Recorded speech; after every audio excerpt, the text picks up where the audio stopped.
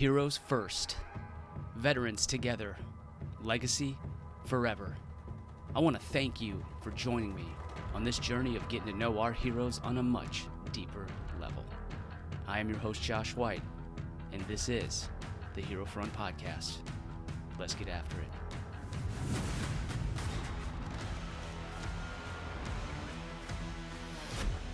Holy cow, y'all. Josh here. Thanks for joining us.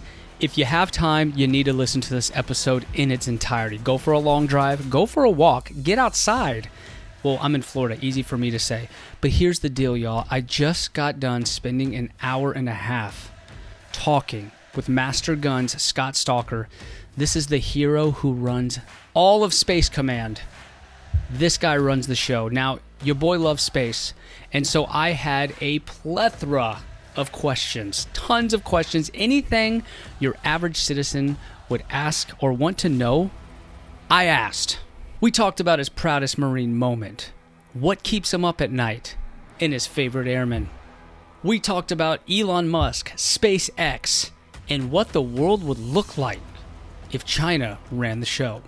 We talked about Russia blowing up a satellite recently, and we talked about protecting your social media and why these other countries are so up in our cookies trying to steal our sites and pretend to be someone they're not. And we also cover the emotional side of being a senior enlisted leader and what that means to him. How do we take care of each other? How do we take care of our mental health? In this episode, you are going to learn about how a guy like Master Gun Scott Stalker stays on top of his game. I'm talking about invaluable insight that I promise will take you to the next level. So join me, Josh White, and my good friend, Master Gun Scott Stalker, as we talk everything Spacecom. Let's get after it. Sent you a note, and it wasn't, something that I knew you had, and so I found out about it because I actually listened to your podcast, and then that's how I found, because you had mentioned it on the podcast. Gotcha. Okay, you're talking about the with Siak Troxel. Well, I listened to that one, and then I actually listened to one, and I wrote her name down because I knew I'd forget it, because it was an interesting name. Where is it? Tech Sergeant Kim Desalas. Okay. I like that one because the title captured me, where she went from, she had a bump in the road. Right. And I titled it From First to Last and what she did about it. Yeah. And because most people that get to the last piece, at least publicly, don't want to have the discussion about that, right? And I can even talk to you about how I was in last once and what that did to me. But most people, at least have a self-image about I'm number one and I'm the greatest and this and that. And I thought it was pretty brave of her to admit to what happened. And I actually understand it, especially how hers was during the COVID timeframe, and there was a bit of uncertainty there. But anyways, I like that one too. But that podcast, that's when you mentioned your nose surgery. Gotcha. I think that was the first episode I did right after the surgery, and it was brutal. Should have came on with like bandages and all sorts of stuff. Just on painkillers, just saying whatever I want. Yeah. But no, I'm honored that you listen to my podcast straight up. I look up to you. You're getting after it every day, protecting America on a level that I can't even wrap my head around. So I look up to you, and I'm so incredibly honored that you listen to Hero Front. And now that you're on it, I mean, that is so cool. And I think it's fantastic that you're on it because your message, what Space Command is all about, that message is going to go straight to the airmen and the soldiers that are wondering, what is Space Command? So I think that what you're doing is a fantastic way to get your mission out to folks who may not get to hear it that often. You know what I mean? I do. And I would tell you too, there's a little bit of selfishness in why I listen to your podcast as well. And I would offer to anyone in positions like I'm in, when I travel or where I go somewhere, I often get at least a form of the red carpet and the shiny objects and everything that's going exceptionally well. But when in your podcast, there's a lot of real and honest conversation that I think I would miss in other places. And the topics you touch on aren't ones that I am naturally they aren't in my nature. Like I tend to focus on, the warfighting mission that we have here. And sometimes some of the service specific things, or even the mental health challenges that you are heavily into, I don't get ground truth. And so there's that reason why I want to listen to it. And also I think you also come at it from a different angle than others. And I like that there's very much an authenticity to yours. A lot of people want to be the next this instead of the current me or the current you. And so I really do like how you approach it. But, what I would tell you too, and not that you asked this, but I have to, paid advertisement here is there's a lot of confusion about Space Command and Space Force. For the right reasons, we came about roughly the same time, August 29th for Space Command, and we're 2 years old, and then the Space Force on the 20th of December. And so people aren't sure what's what. I've even jokingly gotten some emails in asking me when I'm on authorize beards in the Space Force and these other things that I have no authority to do. But just 2 Sundays ago, we had the Russians launch a direct to send ASAT missile and literally destroy one of their own satellites in space, to the point, and the NASA director even commented on this, that for a while there, they had to alert the astronauts on the International Space Station because we were worried about debris hitting them and that. So there's an awful lot going on. I love the job, the mission. It's exciting to be a part of something in terms of the command that's new. Certainly the area isn't new, but what we're doing with it is fairly new. Wow. I mean, like the things that like you deal with are in like Hollywood movies. You know what I mean? Like yeah. It's crazy. Like your life, your day-to-day ops, the situations that present themselves are the only thing that I'm familiar with is seeing that on television, So it's crazy that is your everyday life. And I get exactly what you mean by listening to Hero Front to hear kind of the no kidding truth, what's on, young soldiers and young airmen's minds, because they probably wouldn't want to tell you to your face, right? They want to impress you. They want to sell you on their mission. And so for you to get the no kidding, like truth, like what people are thinking, what they're talking about, what they're struggling with, this is a way for you to pull that message in. So I think that is absolutely incredible. I think it speaks to your character and what you're all about. And I always skip this because I have ADD, but we're not skipping it this time. We're doing it. I come up with 3 questions. You probably heard this on a few of the other podcasts. I call it the Heroes Gauntlet, and it's 3 unique questions to you that I think that you would have a very good answer. And so I thought about yours before we started just now. And so I asked this to SEAC Troxel as well, because I don't talk to many outside of the Air Force. So I love that I'm talking to a Marine. And so my first question to you of the Heroes Gauntlet is, who is your favorite airman? Oh, wow. Who's my favorite airman? My favorite airman, I think, so the best thing you can do is catch me off guard. I'm usually very well prepared for that. Currently serving, I think there are an awful lot of great ones out there. I certainly have a great relationship with all those at the combatant command. Phil Easton, who's going to be retiring soon from European Command, and others. I look at my relationship with Joe Bass, the Chief Master on the Air Force. And what I love about her is there's a candid and frank honestness to her, really authentic. But who is my favorite airman? I was thinking of my decom, but he's no longer in the Air Force. He's in the Space Force. And the struggle I have is a lot of my good ones here have gone on to Space Force. Let me say this. I think everyone builds their own case for the opportunities that they have in life. And they do that by performance and relationships and a reputation. But I probably wouldn't be here. Or at least I would have had a harder time to get in this seat if it wasn't for the last Chief Master of the Air Force, K. Wright, who made some calls for me, who had some honest conversations with me directly about these opportunities. And what I loved about how he really looked at things is he was looking for the best athlete, not necessarily the best airman. And some may say, well, that's not necessarily his role, but I think in the war fighting business, in the business of war fighting, you've got to have, you want to have that best athlete, man or woman, you name it, because we can't afford to put the second best, in my opinion, in these COCOM senior enlisted leader positions. You don't want the second best to be your service senior enlisted advisor. We're not looking for the second best chief of staff of the Air Force, and so on and so forth. So, there's an awful lot. I love Shane Pilgrim, who just retired, Chief Master Sergeant Shane Pilgrim, but I'll go with that because he's probably directly responsible for me being here right now. That's awesome. And I've gotten to meet him twice. I met him at AFA. I went for it. I said, hey, if you ever come to Whiteman, you have to see the Whiteman Honor Guard, because that's what I was doing there. I was doing the funeral honors there.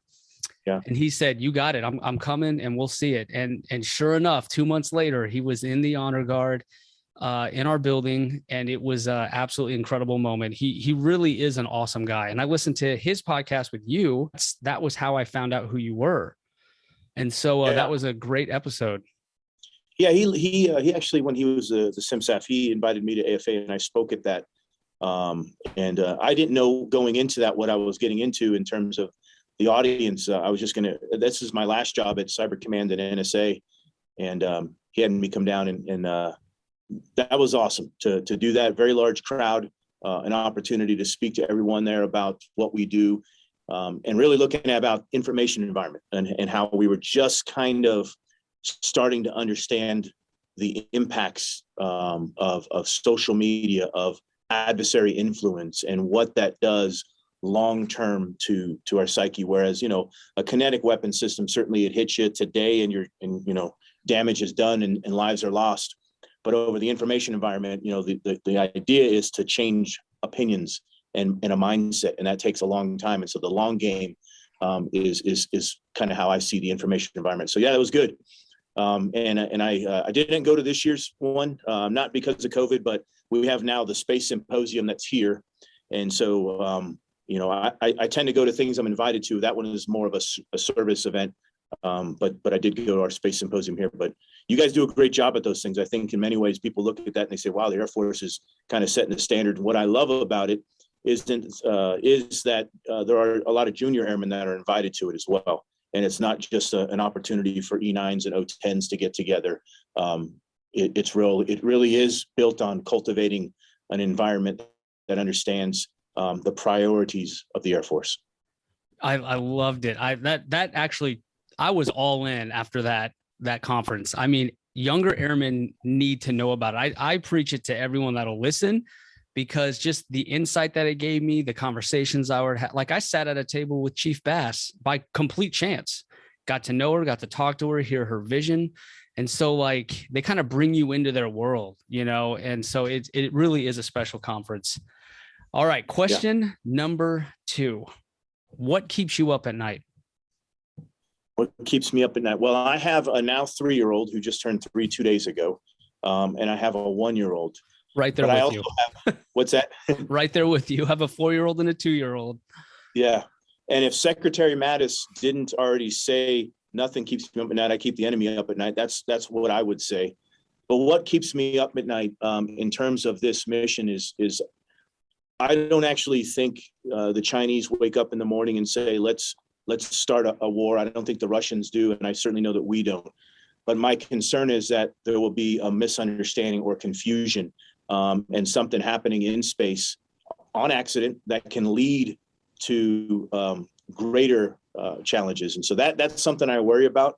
I worry that all of our folks, as we we're just building this command, we're 2 years into it. Everyone comes here with a service perspective. They don't fully understand the jointness. So I worry, am I doing enough to make sure that they understand how their mission fits into the bigger perspective? Am I developing my senior enlisted leaders? Am I focusing on that? But quite frankly, I'm here late, usually every night and in early morning. So I'm exhausted when I get home and I don't struggle too bad. I told you off screen that my requirement is I'm home at 6:30 every night to tuck my girls in. And whether I come back or not, I don't know. But those are the things I'm concerned with is a misunderstanding in space leading to something greater. And then am I doing enough to develop my people? And those are the things that I focus on and I worry about. Yeah, definitely the misunderstanding piece. I could definitely see that because I mean you're in uncharted territory right now. I mean, Literally. really, there's no one you can ask, hey, what do I do in this scenario? Like this could be the first time these scenarios have ever happened ever. Yeah. So I think we're up to 25,000 things in space, whether it's debris or satellites that we're tracking. They're moving at 17-ish thousand miles an hour. And so the ability to track those, God forbid our ability to see that for a half a second is diminished, or the adversary can't see something and they maneuver incorrectly. That can lead to, chaos. And so I worry about that. Again, I'm not worried. I don't think anyone on any of the sides, the nations I mentioned, wake up and say, this is the day we destroy everything in space, minus what the Russians did a couple of weeks ago and what the Chinese did in 2007. I think it's really about, man, are we all seeing the same picture? And one of the, my boss's top priority here is space domain awareness, being able to see, characterize, and understand everything that's going up there. That is hard. That's really hard. Absolutely. So that does keep me up at night. Yep. Absolutely. Great answer. Now it's going to keep me up at night. All right. Okay. So here's the third question. This is one that I love to ask because you just never know what you're going to get. And that third question is, what is your proudest Marine moment? Oh, that's easy. I think everyone has that. It's, well, I've been a master gunny now 11 years. That's not my proudest moment. My proudest moment is when I see my teammates get promoted or get an award. I have a teammate with me who I just saw get promoted in the Army. One of my petty officers just got promoted to chief. This is all in the last few weeks. I'll be in Texas in a few weeks in January to see an airman that worked for me. She'll pin on senior master sergeant. So that's easy. To me, it's always to see them succeed. I really don't need any more gifts. I don't need any more awards. I'm certainly not getting promoted again, but to see others that have worked with me who put in so much and their families have sacrificed so much, whether it's deployments or long hours, to see them get promoted, that brings me great joy. Absolutely. Definitely. That's like the gratitude that, when I was coming up as an airman, I never knew existed until I experienced it. But like investing in people and seeing all the hard work pay off, seeing them get recognized and their family getting pictures with them and how proud they are, like that's just a form of gratitude that it doesn't exist anywhere else, I feel like. And I'm so glad that, us as leaders can tap into that because it fuels us. You know what I mean? It brings all of us to the next level. I even, it's even for senior leaders. I was in Yuma a few weeks ago and I saw the assistant commandant of the Marine Corps. He just got promoted, General Eric Smith. And, he's wearing his 4 stars now. And, he gave me a big bear hug. I got to give him a big bear hug, but, I'm just excited for him because we got it right. The Marine Corps got it right again. And all the services, for the most part, usually get it right, who they're promoting. It's just something special for me. It really makes me happy. Or even when an individual retires and gets a really a nice job, I love to see, you had SEAC on Troxel on here a while ago, and to see all the things that he is doing. I don't know. That's what charges me. Not hey, Master Gun Stalker got another achievement medal or another star on his good conduct. I could care less about that. So. Absolutely. Great answer, sir. Okay. So now that you passed the Heroes Gauntlet, take it back before you were Master Gunny Stalker.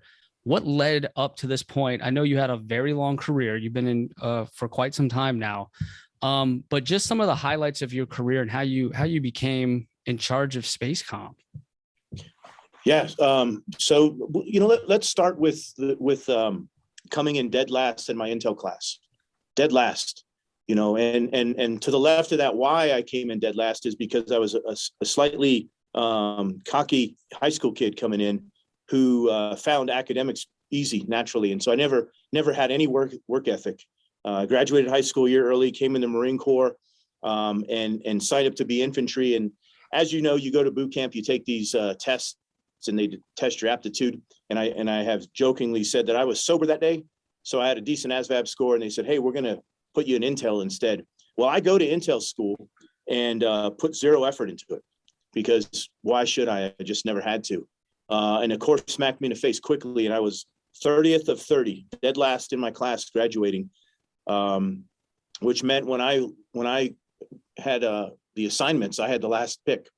And so it was heartbreaking for me getting the last pick, because I was being sent to a non-deploying unit. This was in 1993.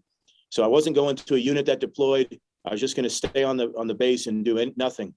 And a mentor of mine, who to this day is still my mentor, Bob Howard, grabbed me by the collar and said, "Hey, if you want to excel in the Marine Corps, if you want to do more and become more, you're gonna have to put in more work."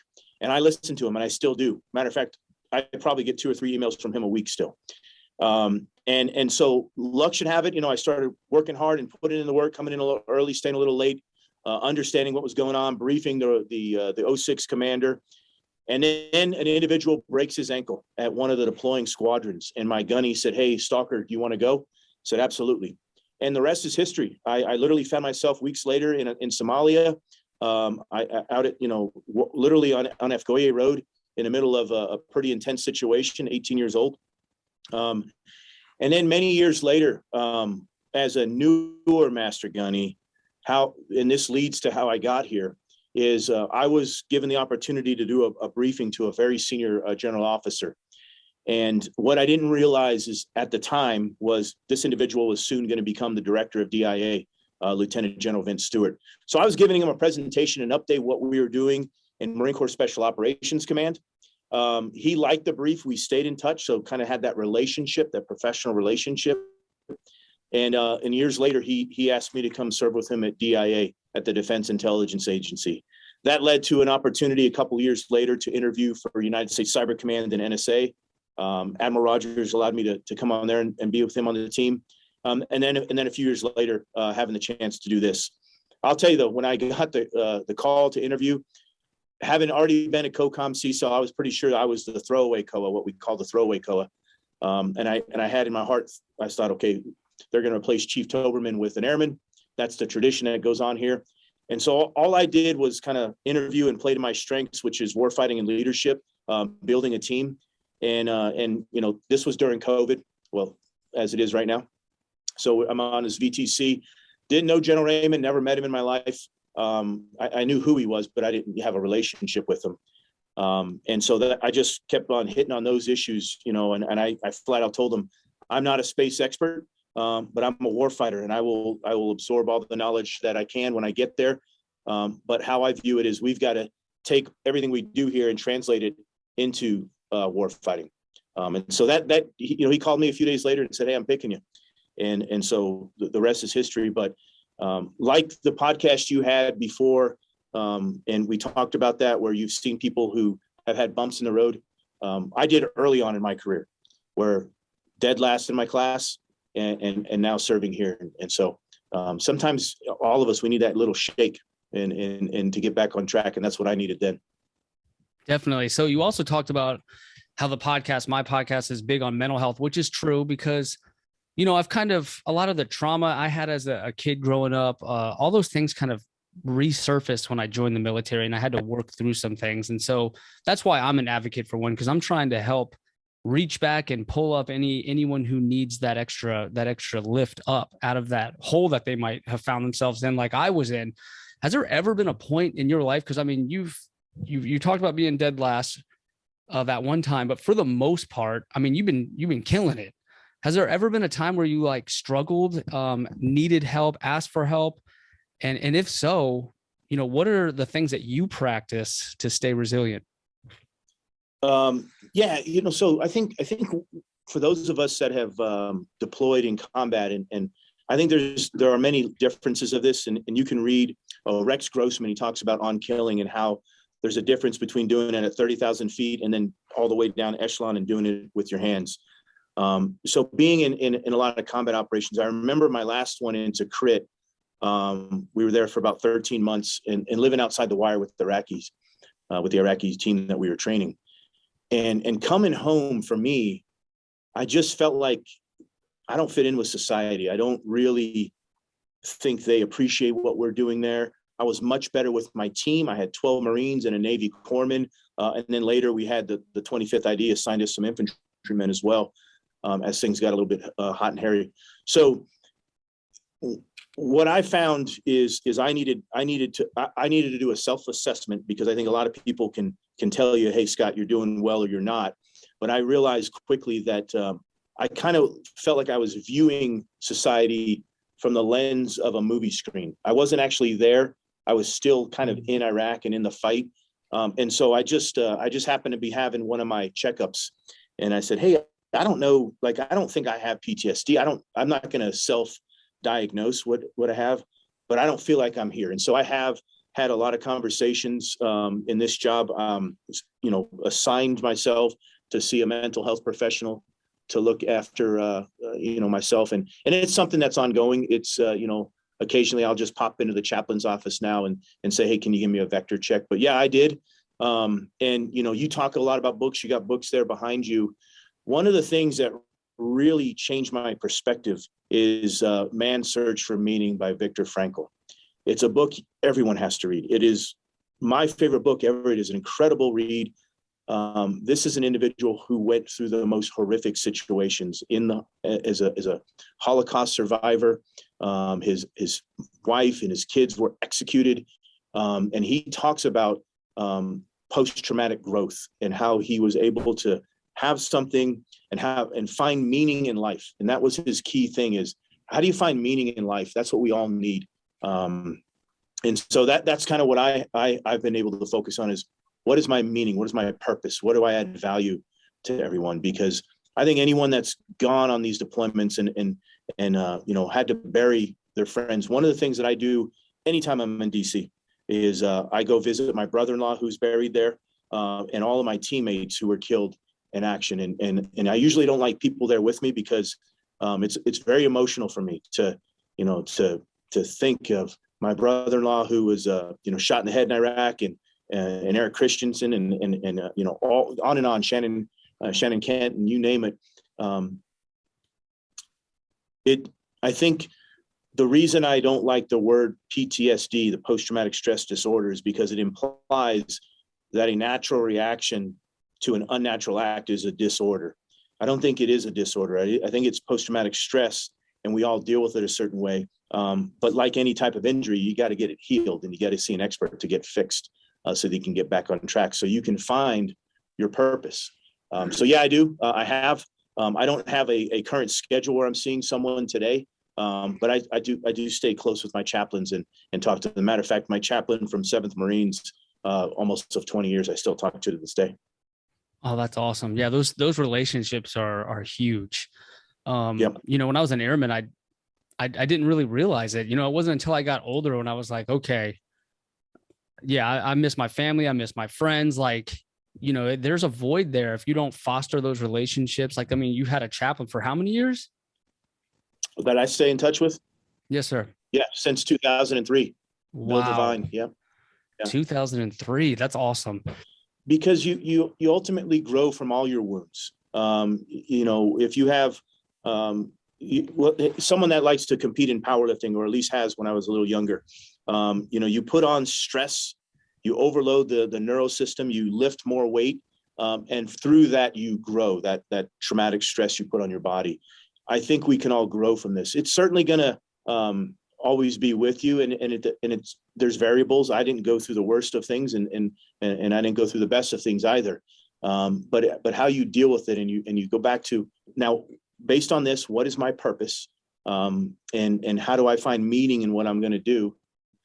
You can grow from it. It takes time though, and especially if you're burying someone that you brought on the team. I recruited an individual in SOF and brought him on the team. And about 18 months later, I was in front of his mom and dad, talked to him about what a great man he was and a leader, as we were burying him in Arlington. That's hard. That's really, that hits you deep. But if you can look in the mirror and know you gave it everything you can, and you gave him all the tools, you trained him as best you can, it makes it a little bit easier. But you'll go through periods where you're questioning yourself. And the best thing you can do, whether it's go to the VFW and talk to like-minded veterans, or something, is to have those discussions and conversations. And I think that's why, if I look at my core group of friends, those individuals, my best man was a SEAL with SEAL Team 6, and we were on the same battle space together. We have things in common, but we also have to have those positive reinforcements to say, hey, it's perfectly okay to get assistance and help. And as someone who's had a clearance and more polygraphs than I can count in my life, I've never heard of one time where seeking help took away that clearance. I was a senior enlisted for the National Security Agency. My boss knew that I was getting help, and seeing somebody wasn't an issue at all, period. Wow. Thank you for sharing that. And I love hearing that. When I came up as an airman, it was, it was always taboo, and we're kind of getting to the point now where it's like, okay, this is an issue. We need to kind of get it out in the open. We need to help each other out here. And I love, just from when I've been in 17 years, just from where it was at then to where it's at now, I'm really, really happy to see where it's going in the support. I think in the long run, it's going to set us up for success. Because I remember when I was an airman and I was going through some dark times, I looked at who I looked up to as leaders. I saw that they were perfect and weren't going through anything. And so I thought, well, I must not be like them. And so it can be really isolating when you feel like, you're the only one who feels this way and you're the only one who's going through that. So for y'all to share your stories, especially someone like you in your position, hey, I'm human too, I think that's awesome. So thank you so much for sharing that, sir. Yeah, you're welcome. It's everyone's wired differently. I would actually struggle with the lack of stress. I need demands. I need stress in my life. That's just how we are. I would struggle if I had to do teleworking or I need to be around people. And one of the things that I'm concerned with when hopefully soon the current situation with COVID is over, or we get back to some kind of normal, is we sent a lot of people home to isolate, to not socialize, and that's not natural. That's not human. And I worry about what that does long term to the force, and also our reliance on engaging via social media. I've always said social media is not social and it's not media. It is a tool, and it's a beautiful tool. There's certainly negatives in there, but those are human related, and those are people that use it in a negative manner. But the tools are exceptional. So I worry about that, and I think that that's going to have a snowball effect long term, at least for the force that's in today and stays a little bit longer. And so we've got to normalize this. I got to go to the medical every year anyways to do my checkup. And if you're a little older, you've got to get other things checked up. You got to run your PFT annually. For us, we've got to do a CFT and a PFT twice a year. What about your headspace and timing? When are you going to get looked at up and make sure you're doing well there? And so we just have to normalize it. And I think we're doing a good job of doing that, but we got to continue to do so. Definitely. And I think what you're touching on, purpose too, you brought that up a few times, being purposeful. That is what fuels me, right? Like when you have purpose in your crosshairs, I mean, that's when you're firing on all cylinders. That's what energizes you, what fuels you. So for me, it's a balance between what I find purposeful and my balance of those things. I know what I should be doing. I should be exercising, eating right. I should be telling my kids I love them, spending time with my wife. I should be giving my all at work. I should be doing all those things, but it gets hard. The schedule fills very, very quickly. I know that. You obviously know that. So how does someone like you in your position with your responsibility and the purpose that you feel, how do you find balance in maintaining all these things?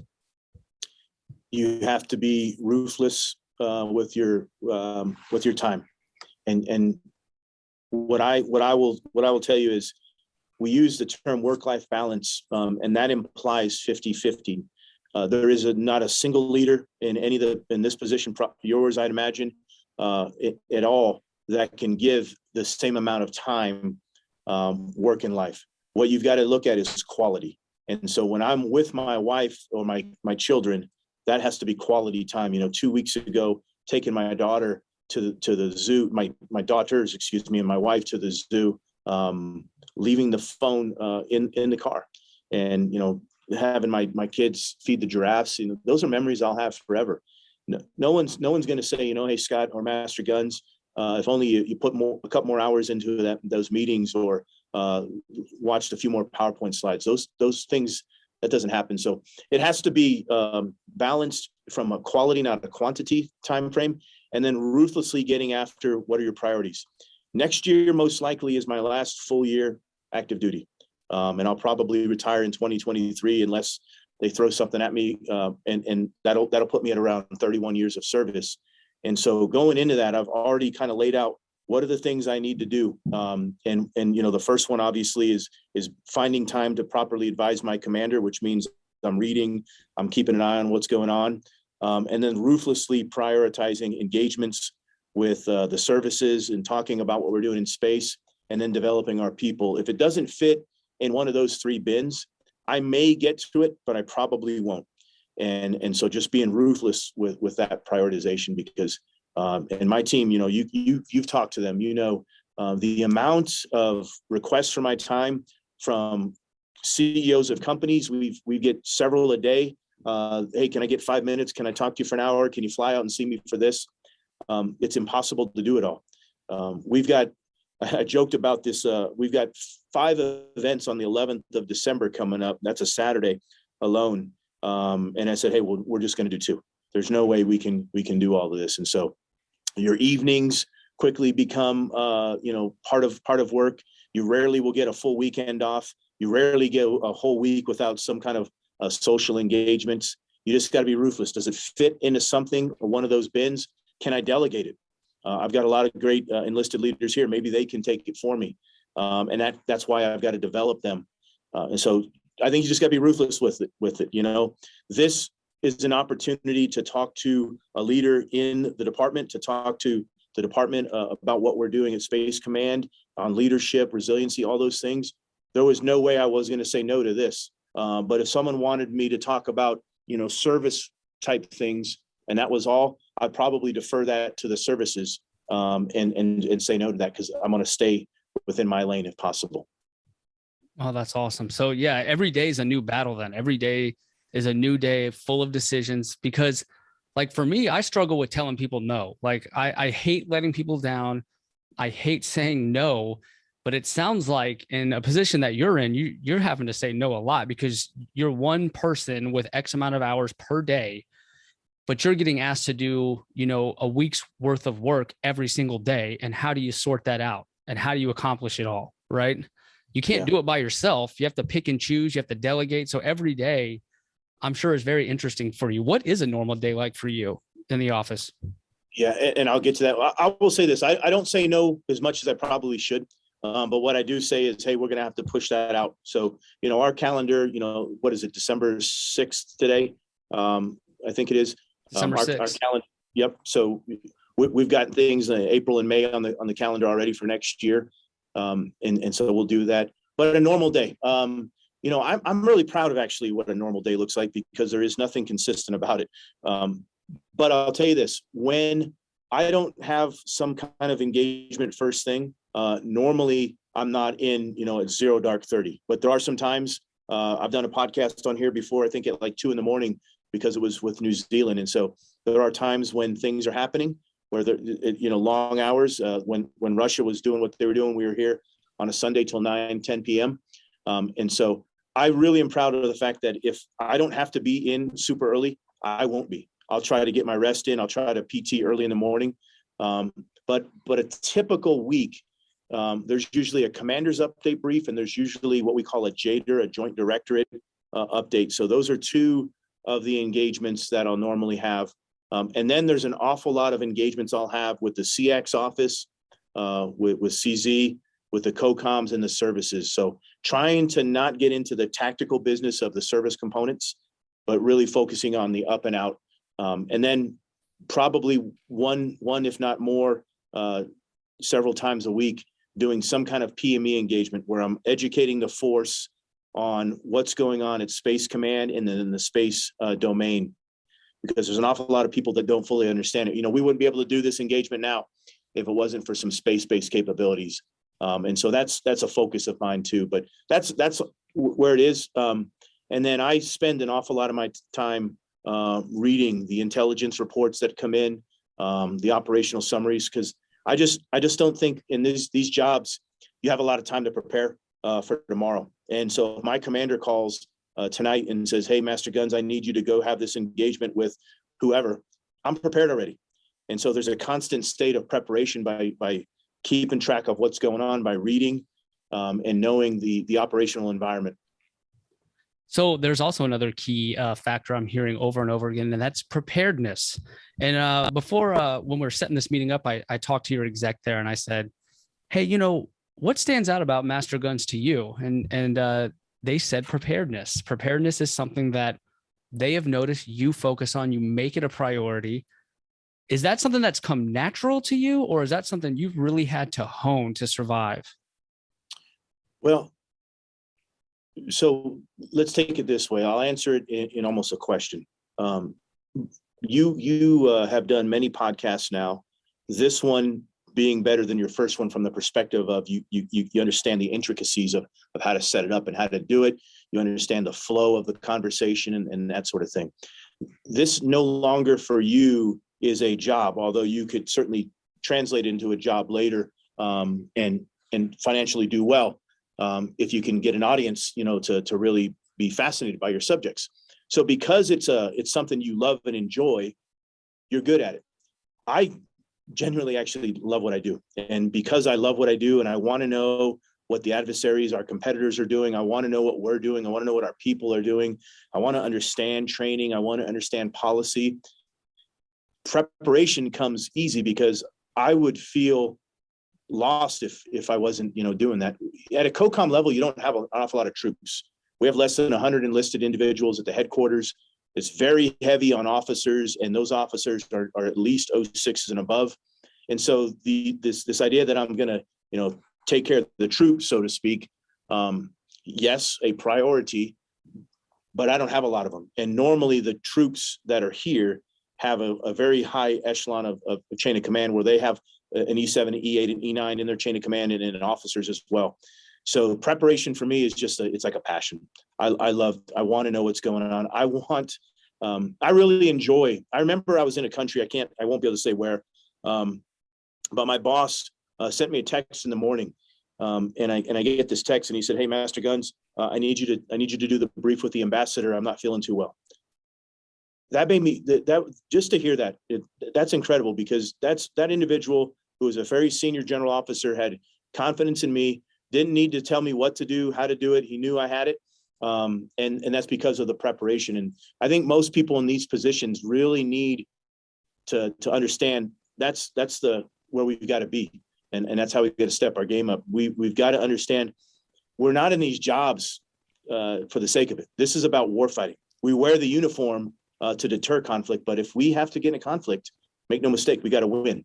And so winning is cerebral. It's certainly kinetic and all of the above. You got to be a master of your trade, and you do that by rehearsing and preparing. I was hoping you could run us through Spacecom, what that means, what its mission is, and why is it separate from Space Force? Absolutely. You have so the simple answer to how it's separate and why, you've got the Goldwater-Nichols Act. I believe that was 1986, where Congress really set up lanes, and you've got the services: Army, Marine Corps, Navy, Air Force, Space Force, Coast Guard, when they're in the department, that are there to organize, train, and equip.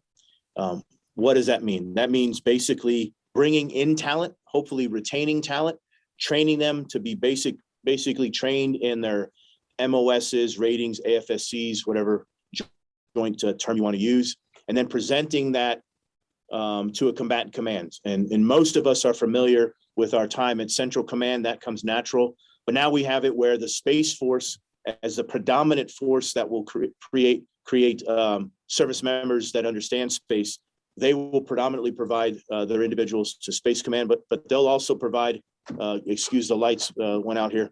It's all good. Energy efficient. They're taking care of it. No, we're actually on Mars right now. We're in space. No, but the point is there we go.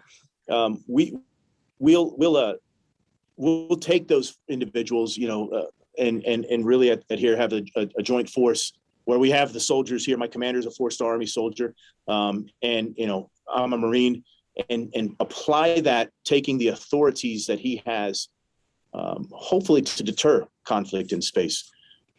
One of the things many people don't know, that kind of keep an eye on the 11 combat commands, is we're actually a geographic combat command here at Space Command. We have an assigned area, so 100 kilometers above the Earth's surface and to wherever the end is, whether it's infinite or not, we don't know. But that's our assigned area of responsibility. And so we are focused heavily on deterring conflict to provide options to the Secretary of Defense. What I want to do and where I focus my lane is, because you hear this term great power competition all the time. Well, I've never seen two athletes, two teams, two nations compete for the sake of tying or losing. We've got to compete to win. And so I want to make sure our folks here are ready to compete to win, that understand their lanes. That's where I really focus my time is, how do we do that? Well, whether you're admin or operator, whether you're in intel or logistics, it doesn't matter here. You have an important lane. And so I try to take all of the folks that are here and get them to understand where their role fits into the greater picture. And that, quite frankly, you could really make a case for our J1 being the most important, our human resources being the most important as you build out a new combat command where you have very few people. You can't afford to get it wrong by bringing in the wrong talent. And so we're heavily focusing on bringing in the right talent, and that sort of thing. And so it's not special. Space isn't special. It's different and it's unique. It's vast. It's certainly a competitive environment. It's congested, but it's still a warfighting domain. It's still a domain that we've got to have expertise in to provide options to the Secretary. And like I said, hopefully to deter conflict, but to be ready, not for great power competition, but for great power victory. Okay. So I have a question that I thought about on my drive home that I think for someone, like me, where I'm sitting, your average airman who isn't 100% familiar with everything going on in the world, the question that I have, because we hear about China, we hear about Russia, we hear about all these things. I think the best question I could ask you to really get it is, what does a world run by China look like? What is their end game? What is so different about how the world is now versus if the ball was in their court and they're running the show? What does that look like?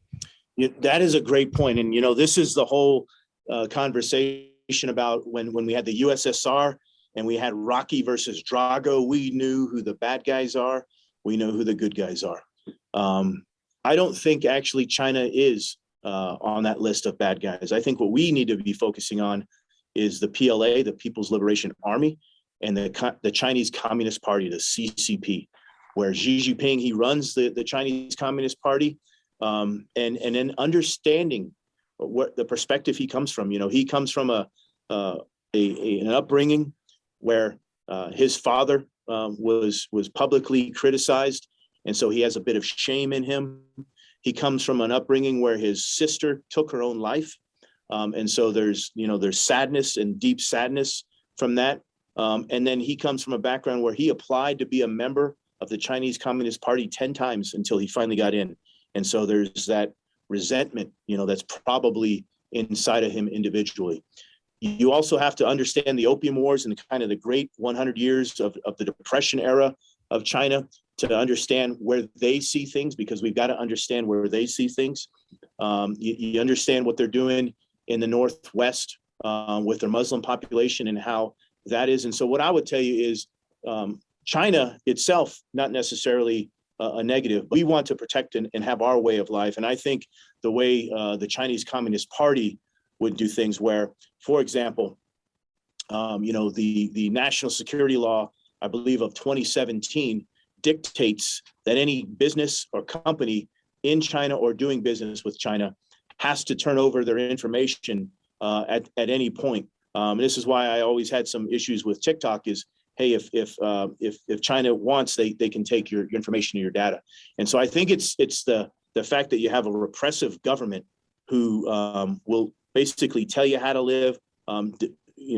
If we were in China right now, having this conversation, and we mentioned Tiananmen Square, and we said, let's go look it up.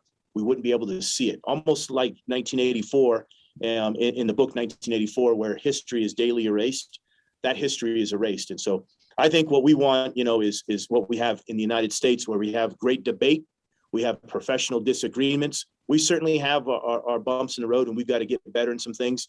But I don't think what we want is a government dictating what we can say, how we can live our lives, and that sort of thing. And so that's where I think the challenge will be, that we're dealing with within China. Definitely. And speaking of like TikTok and that whole world, I've seen a lot of fake profiles. The more of a presence I have on the internet, the more people try to hack my account, the more fake messages and fake links and fake profiles are coming at me like all the time. So, and it seems like they're trying to, I don't even know what their end game is, but it seems like there's some sort of psyop online of constantly. I mean, if I'm being attacked, if my social media presence is being attacked, I'm just a random airman who makes podcasts. Like, I can't even imagine what you guys deal with. So like in the cyber world, what are they trying to accomplish? Are they trying to make us attack each other? Are they trying to cause confusion and conflict? And what is that all about? Yeah, I think so. There's a couple things. One, and the department has messaged us a couple times. One of the reasons why certain individuals are kind of duplicated and have a lot of fake accounts out there is often when they're in the public arena, they can have a false story. So here's what I mean by that is, let's say I want to be Master Sergeant Josh White. I can Google you, and there's probably some things out there that I can say he's a real guy. And so I create a fake account. I then develop fake relationships with in this case, widows. And then we exploit them. And so this is something that happens now today. It's happened to me many, many times, often, where people will create a fake Master MGySgt Stalker account. They'll make some BS war hero story, and then start having relationships with women. They get them to believe that it's a real relationship. And then the women end up sending them money so that I can come visit them. And so they're exploited widows. So you have that. That is a real concern, and it's hard. And so the social media companies that are out there really need to do a better job of making sure that there is a way to identify the end user. They have a real name, they have a real profile. I can authenticate this is Josh White, and I'm having a real conversation with him. And they've got to step up their game. They're not there yet. The other one is from a counterintelligence perspective. And so there's a lot of savvy individuals that are out there. But I think that if you thought you and I were talking on social media, and I said something like, "Hey, Josh, remember that time we were in this country? Can you share with me can you remind me who we talked to? I forgot about it," or something. And if you actually thought we were having a conversation, you may be able to get some intelligence out of me. And so there's that counterintelligence threat and concern that we've got to be mindful of. It takes an awful lot of time to develop these fake accounts. And so they've got to be mindful, is the juice worth the squeeze? To date, it has been. What we need are social media companies that make it painful and make it hard, and make them go through all this work to create a fake account, and then it leads to nothing. And so that's something I have. The team here keeps an eye on it, and they see it. For a while there, I'm not on social media at all anymore. I have LinkedIn, so you can call it social media, but I'm not on any of the other platforms. But for a while there, when I was 3 or 4 fake ones a day, and we had to consistently take them down, and it's hard. Wow, how frustrating! You're trying to get you're trying to represent Spacecom, your values, what you're all about. You're trying to share your vision with the tools that you have provided, and then folks are trying to muddy the waters, or trying to come in and stop that message from getting out there. Yeah, that is rough. And they almost had me the other day. So most of the time I can see them coming a mile away, and I'm like, okay, yeah, block. But there is a few good ones lately.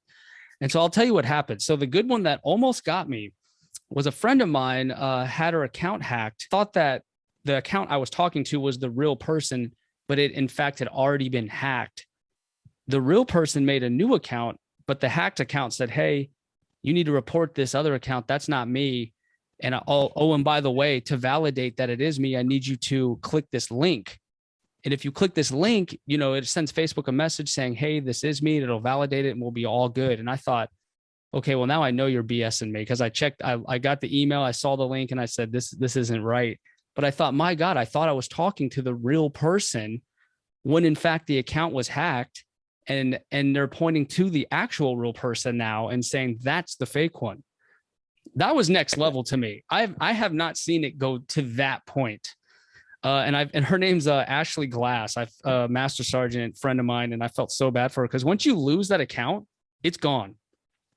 You can't seem to recover it. It seems to just it's like Facebook can't do anything about it. It's just gone. You just have to make a new one. And the other part, this will even get more complex as technology gets better, where you can make fake videos. So I saw that you had mentioned you want to, you'll meet Tom Cruise at some point and whatnot. Today, you could actually make a video that could fool 90% of the world to get them to think you've already met him. So imagine you now are having an engagement with someone on social media and they have a video and you think, well, this is real. So obviously I've got a real conversation here. That's going to make it even harder. That technology is already there. There was a fake video done on President Obama, one of the deep fakes. And some people thought, wow, does he actually say this? And I forgot what it was, but no, he did not. And, so imagine during election season, imagine tomorrow we're going to vote and you're running for president. And I do a video, I'm the adversary. I do a video. I release it the night prior where you say all sorts of negative things, racist things, sexist things. And even if I can only get 10% of the world to think that was really you, I've altered the election. Those are things that concern me is where are we going to go with deep fake technology? And industry has a big role here. They've got to make sure that we know what's real and what isn't. Yeah, the deep fake stuff is scary. Tom Cruise has a deep fake. So there's on TikTok, there's a fake Tom Cruise on TikTok. And it is so spot on. It's unbelievable. It is simply unbelievable. I cannot believe that that's not Tom Cruise because it's literally the camera is right in his face. There's no blurriness. It looks just like him. It's crazy. I think your general just set like some initiatives, right? Like just recently came out with like some Spacecom initiatives that they're getting after. From where you're sitting today, right now, what is y'all's priority? Yeah, so the vice president just chaired last week our National Space Council, and we were an element of that, meaning the Space Command. But it was Commerce, State Department, you name it, and all of government. What I call a whole of society approach to getting after this. One of our priorities is really the Secretary of Defense has tasked us with coming back to him and what does the tenets of responsible behavior in space look like, and how can we take the lead in saying this is what responsible behavior in space is. Given that the Russians a few weeks ago launched their own missile, took out one of their own satellites and left a lot of debris, we want to lead the conversation and lead by example to say this is what responsible space behavior looks like. Some other things is, we're waiting on, and I won't get into this too much, but we're waiting on the administration to decide where our headquarters will be with a basing decision. And so that will be good to know. Wherever we're going to be, we're just looking forward to a decision so that we can start bringing in talent. What we don't want to do is go to the services or hire civilians and then say, hey, you're here now. Oh, by the way, pack your bags, we're moving. And so being able to know soon is something to us, as we build out this command. And then I think lastly, for us, I talked about the priorities of space domain awareness. I think for me, we have these mission sets: deter, deliver, defend, defeat. Those are 4 Ds. I'm focusing on the 5th D, and that's develop. And so my year and a half that I have left in this command, all I've got is going to be to develop our enlisted leaders here, our enlisted workforce, and quite frankly, our officers and our civilians as well. So that, it's kind of that old idea of leave it better than you found it. That's what we're getting at here. But I think at the end of the day, again, we're in uniform. We have a Department of Defense for a reason, and that is about warfighting readiness and lethality. And so the areas of training, making sure our folks are trained, making sure they're ready from everything from childcare to technical expertise and everything in between. That's where I'm focused. That's where we're focused. But one thing I definitely wanted to make sure I asked you, this is a little random. Elon Musk, have you ever met him, and what's he like? I've never met him. You've But never I met was at him. Space. No, I haven't. I was at SpaceX a few days ago, though, out in Vandenberg. And I Really? think, yeah, yeah. And I've been to see them in Florida as well. But if I could, let me touch on that, because I think we talk about our strategic, what makes us better as a force, what gives us that, puts us kind of ahead of our competitors, our peers, our adversaries. And I think the commercial sector in space is blowing up in terms of expanding, and will continue to do so. And if it wasn't for companies like SpaceX and many others, the things that we're doing in space today wouldn't be possible. We would still be writing a check to the Russians to have them put people and things in space for us. And so the commercial sector is incredible. I haven't met him yet. I have come within a day of being in the same area of him. I was asked to do a Marine Corps ball a couple years back, and I found out the day prior he was in the same room as a guest of honor for that one. The difference is I came in a rental car and he came in a helicopter. Oh, wow. I think what I love about the guy, I don't know him, obviously, or what he's really like, but from what I can tell, what I appreciate about him, and I think anyone in the military would appreciate, is that just that ferociousness of getting after it and making things happen. I mean, that's the dream, right? We can talk all day long, but when we start making things happen, that's when we get fired up. And so that's what I love about the guy. He doesn't play around. He just makes things happen. And I love that he's on our team. Yeah. So if you read the book by Tim Grover, Winning, which you got to read that one too. He is the definition of that. Tim Grover talks about his time with Michael Jordan and Kobe Bryant, and other elite athletes. And it's really about getting to that highest level of performance, and excellence in everything you do. I think Elon Musk would tell you he doesn't work a day in his life. He wakes up and follows his passion. And you can see it in your work on your podcast. You can see it, in what you do. You wake up, this is my passion, or even performing a funeral, or with the honor guard. All those things you do because it's a passion, because you love it. It's not I have to do this; it's I get to do this. Absolutely, and we need the challenges, right? Like if life gets easy, we get bored. We need the challenge. That's what I remind myself. Like, we need the struggle. We need the challenge. We need to work for it. If we work for it, we're going to be happy. We're going to enjoy the ride. We're going to get to the other side with that purposeful mindset, and we're going to feel fulfilled. But without working for it, without struggling here and there, the win isn't going to feel like a win. You know what I mean? Absolutely. Yeah. I mean, you imagine, the Cleveland Browns winning a Super Bowl, and all those Brown fans coming together through all of those trials and tribulations. I remember when the Red Sox broke their 86-year curse, and won the World Series. And, there were tears. There were, I remember talking I'm a Red Sox guy. I'm from New Hampshire. So I remember talking to my grandmother after that, and she's still with us, but it was like, oh my God, can you believe this? This is surreal, because you went through all of that turbulence, and you put in all the work, and finally, you feel that victory. It's kind of like the Lombardi conversation about what it takes to be number one. And to me, it's, you put all the work in, you gave it all you have, and you won it all. It's incredible. Yeah. I'll feel that when you get selected for senior master sergeant. I'm like, wow, all this work he put in, and he gets selected. I feel that way sincerely. I appreciate that, sir. So I'm kind of going all over the place now, because there's so many things I could ask you just from who you are and what you deal with. Yeah. Something that was on my mind too, from your other podcast, you talk about like different technologies for war fighting that's kind of on the rise, some things that we've never thought about. You mentioned the word quantum in one of the podcasts. I know about quantum mechanics. Is that what you were getting at, or is quantum something else? Well, so on specific to that, I was talking quantum computing. And the reason I brought up that is how we communicate right now. We do that via encrypted communication. So you have communication at rest, in transit, and at rest.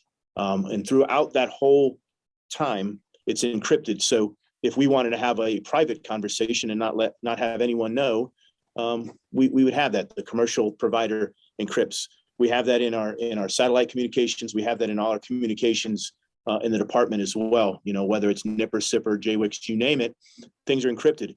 In theory, when a nation reaches true quantum computing and they have quantum power, the theory goes that at that point, the encrypted devices, the encryption that we have could potentially be broken.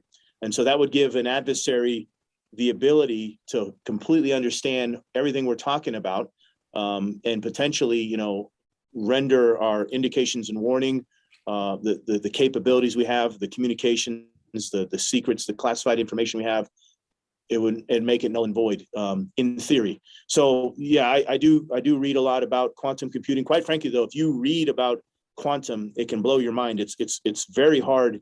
It's a complex issue, and a very complex technology. But make no mistake, our adversaries are studying it. But no, I worry about those things, and whether it's genetic modification and how we could potentially lay out our sequencing of DNA, and through CRISPR, there's some great technology there where we could potentially cure diseases or prevent illness. But what if I could also create superhumans? Or you talked about Elon Musk earlier. He talked about human brain interfaces with machines. So imagine you're able to interface the human brain with a computer. I mean, it's inevitable. It's going to happen one day. It probably is, but so basically I download all of the world's information and on day one. And so I have a 1-year-old that knows every language, every mathematical equation. So where does this go? I don't know where it goes. It's interesting. It's fascinating to me. I consider myself an amateur futurist. I'm always reading about the future. I'm always interested in what the future looks like. But when I hear people talk about human machine brain interface and those types of, and we have a little bit of it now, right? You see people that have prosthetics and they can think, and then the prosthetic will move. So we already have a little bit of that. But imagine if we could basically download all the data in the world. What does that do? I mean, that's the Matrix. That's Neo. That is, yeah. I think that comes out in a few weeks. I know. I can't wait. Yeah, me too. So yeah, I never thought we'd be living the Matrix and the theories that we saw in that movie in 1999 because I remember Trinity, they can upload things to their brain. Trinity couldn't ride a motorcycle, so they uploaded it to her mind and suddenly she was an expert in no time. And it's crazy to think that those things that we saw in the late 90s on a movie could actually happen one day. So the conversation that I could foresee happening is ethics. What if that is possible? And what if another adversary is doing these things, making these super soldiers and growing these people that are going to absolutely kick our butt one day? Would ethics hold us back from mirroring an advantage like that? Like, do those discussions have to take place? I think they have to, but and so you get, and I don't know where we are on those conversations, but I'll say, if our adversary has created unethically, let's just say, a super advantage, do we just say, well, we're not going to do that? I don't know. But if country X now has an army and everyone's as powerful as a gorilla, or they can interface their brain to a computer and get data faster and make decisions faster, or whatever.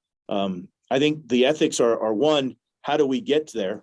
But then two, is it ethical or unethical to not have that competitive advantage? I don't know. I think ethicists need to look at it from how do we get there, but also whether or not we make the decision to not have that capability, knowing that if we don't, our way of life may no longer exist. And so it's a very complex issue. It's fascinating to me. Again, I love having these conversations with futurists and reading what they think, because it's inevitable that we will continue to make micro improvements along these lines. It's inevitable that we're going to be able to do things with our mind, and it's inevitable that we're going to have vehicles that are driving on their own. I mean, that's already there. I think I was reading about recently, unmanned kind of helicopter drones that you're going to be able to get into at an airport, and one country already has it. You can get into at an airport tell it where to go. There's no human there, and it kind of just flies you, kind of like a helicopter Uber. So some of these things are inevitable. It'll take an economic demand, I think, for that technology to be realized. But once that economic demand, you can see, just like the commercialization of space, now that there's an economic demand for it, it's going to blow up. And I don't mean blow up literally, but figuratively. Definitely. Has there been anything since you've been in Space Command that you're able to talk about, a technology perhaps, or something that you've learned about where you were like, dang, this is amazing, like just blew your mind? Was there anything in particular that jumps out at you? What inspires me and motivates me is knowing we have a lot of highly trained individuals that are capable. And so from a technology perspective, it's not a thing that's in space, but it's the mere fact that we stood up a command to focus on this and a service. And, you can look at things we have, right? And so this is unclassified. We got the X-37, which is an unmanned platform that goes into space and that sort of thing. And our adversary looks at that and they have, desires to do similar. But for me, it's never going to be the new cool thing that's in space that can track you from wherever on the world. It's really, I'm just focused on the people that are able to utilize these skill sets. And I hope, and I mean this sincerely, I hope that we can have that, and it just makes it better for society. If you really play out what a great power conflict would look like, as the chairman calls it, this is not going to be an Iraq or an Afghanistan. This is going to be game changer, where millions, hundreds of thousands, millions, if not even more, are dead and potentially dead instantly. And so I just hope we don't get to a part where this is Terminator 2, robots against robots and machine against machine. And we're nowhere near there. But we've got to, Chief Toberman, I've got a saying above my door. He came up with this saying. He said, our most important weapon system lives and breathes.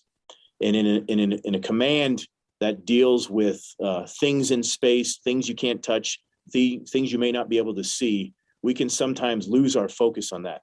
I want to stay focused on our most important weapon system lives and breathes, and how do we take care of them, and what taking care of people means. I don't think it means necessarily going home at 4:00 every day.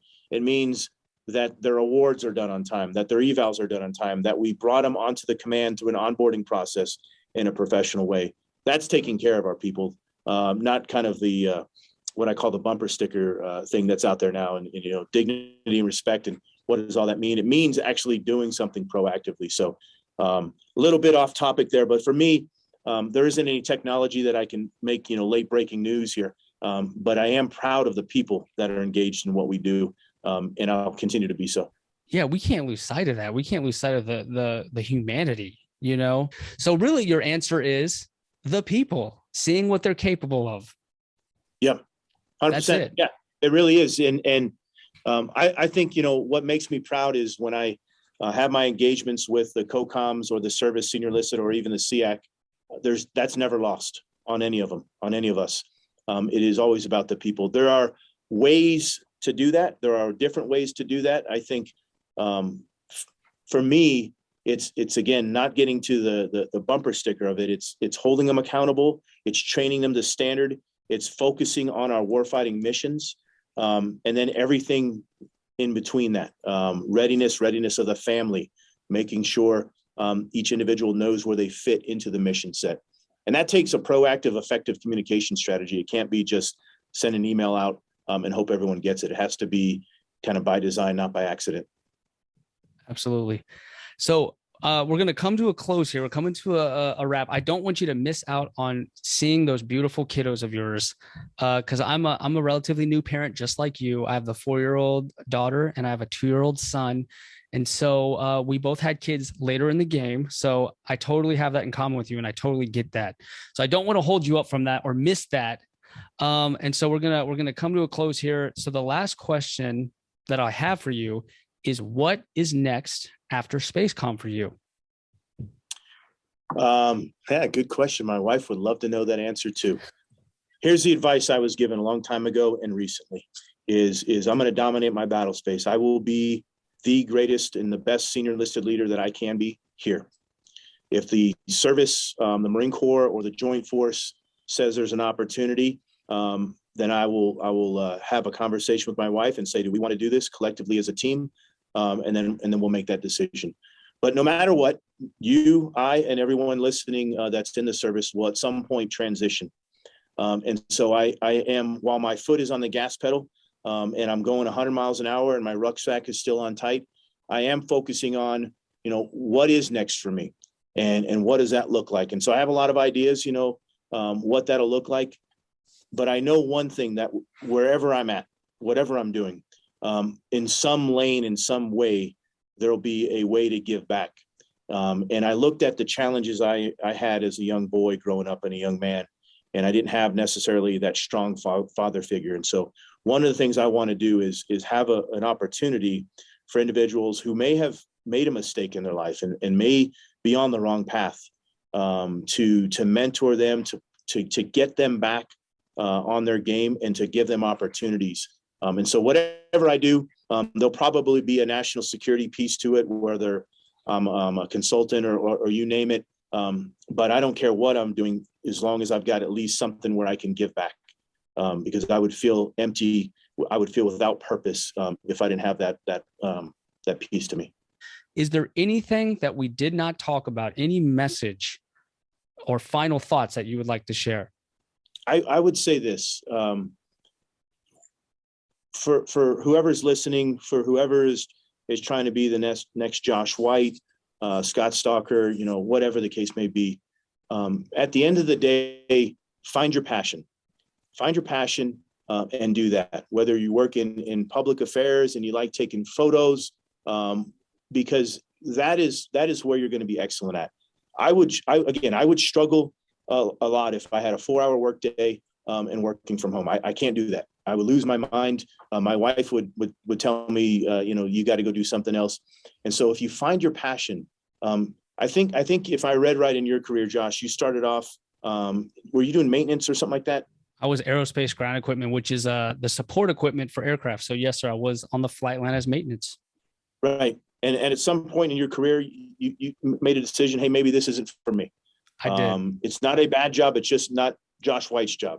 It wasn't one of my strengths, for sure. There you go. And that's okay. And owning that. And so being authentic to who you are, it really allows you to do things naturally. And you can see it in your podcast, how this is natural for you. This is something you enjoy doing. Try not to be the next Joe Rogan, the next Kay Wright, the next whoever. Be the Josh White or whoever's listening. Be that. And you suddenly find yourself, wow, I love what I do. I get to go do this. And I would be upset if I didn't get to wake up on a Monday morning and say, TJIM, thank God it's Monday. I get to go do this again. And that's how you really get to do. But I will, on the flip side of that, if you find yourself waking up every morning and saying, God, I don't really enjoy doing this anymore, it's time to look yourself in the mirror, find that passion and go pursue it. And that may mean what we call in the Marine Corps a lateral move to a different assignment like you did. It may mean service isn't for you anymore. It may mean becoming an officer or you name it. But the moment you can find that passion and what your purpose is, wow, it makes life, it's not that life's easy, but it makes those bumps in the road a little more enjoyable, because you realize there are opportunities to grow, not necessarily get hit on the head. So that's kind of how I would end it, is find that purpose. Absolutely. There's no greater feeling to me than feeling comfortable in your own skin and operating in your strengths and in your passion and purpose. That to me is when you're free to be the best version of you. You know what I mean? When you're operating in your strengths, when you're comfortable in your own skin, you know what you're capable of. That's when change happens. That's when it's no longer talking about it, it's doing it and making things happen. So we're going to wrap it up here, y'all. So Master Gun, Scott Stalker, went from a fan, I was a fan of you, from a podcast with Kay Wright, to friends on LinkedIn, and now you're on the Hero Front podcast. And I cannot tell you how honored I am to have you on here.